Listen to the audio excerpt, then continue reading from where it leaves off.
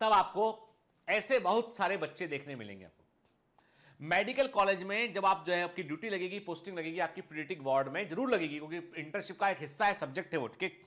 तो आप कैसे पतले बच्चे पतले, देखिए इस बच्चे में आपको लगा कि कितना मतलब कुछ खाने ही ना मिला, एकदम स्किन से बोन से पूरा स्किन अटैच है, मसल है ही नहीं है, ठीक। आप देख रहे हैं, ठीक।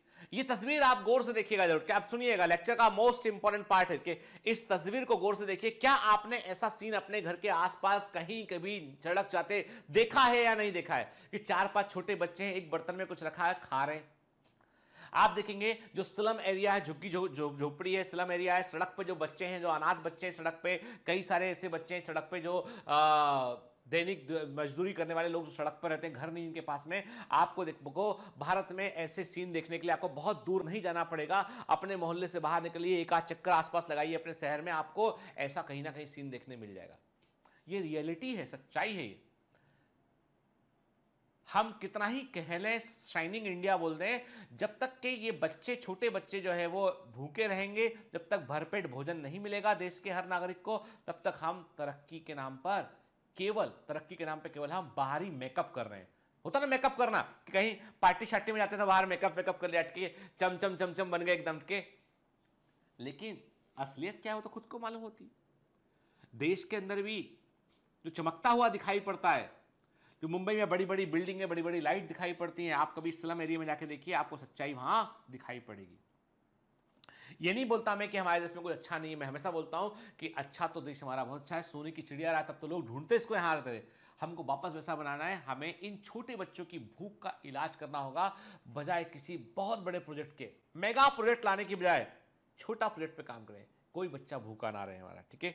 देखिए अब आप बोलेंगे सर आप बिल्कुल नेताओं जैसी बातें कर रहे हैं आप, ठीक है, आप शायद हमारे नेताओं को आप ज्यादा मानते नहीं है, पर आप गलत वो हैं। बेटा मैं गलत नहीं हूं, आपके सामने आंकड़े हैं, ग्लोबल हंगर इंडेक्स 2020 का ग्लोबल हंगर इंडेक्स में जो येलो वाला हिस्सा है, जो येलो वाला हिस्सा है वो सीरियस हंगर रेट के, अफ्रीका वाला हिस्सा ऑरेंज है जो कि अलार्मिंग है, मतलब वहां तो बच्चे भूख से मर ही रहे हैं। हमारे यहां पे बच्चों को भरपेट भोजन नहीं मिल पा रहा है। बहुत सारा नागरिक ऐसा है जो भूखा सो जाता है, पानी पीता है और जो है वो पेट पे कपड़ा बांध के सो जाता है, कि पानी पिया, पेट पे टाइट कपड़ा बांधता है ताकि भूख ना लगे उसको। चोरी करता है क्योंकि उसके उसके पास खाने को कुछ नहीं है, ठीक है। अपराध की शुरुआत वहीं से होती है जब उसके पास खाने को कुछ नहीं होता है।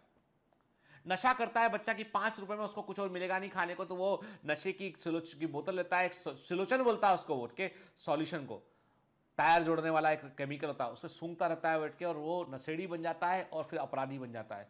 सबकी शुरुआत केवल भूख से होती है, केवल खाने से होती है। और ग्लोबल हंगर इंडेक्स में आप देख लीजिए भारत का पोजीशन कहां पर है। इंडिया टू 2020 का आंकड़ा बता रहा हूं कि भारत, सोचिए सोचिए आप कि इसमें जो स्कोर है, जो जितना नीचे पोजीशन है ना, वो उतना खतरनाक स्कोर है आपकी। येलो में सीरियस है कि भारत से ऊपर पाकिस्तान है।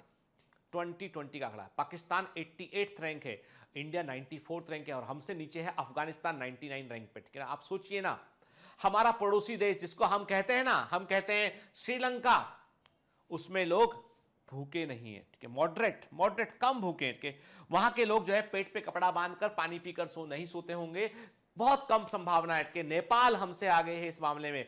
बांग्लादेश का इंडेक्स हमसे ऊपर है, म्यांमार का इंडेक्स हमसे ऊपर है, और तो और जिससे हम लगातार राइवलरी कर रहे होते, लगातार जो हमारे हमारे बॉर्डर पे जो कॉन्फ्लिक्ट चल रहा होता है विद पाकिस्तान, वो हमसे आगे है।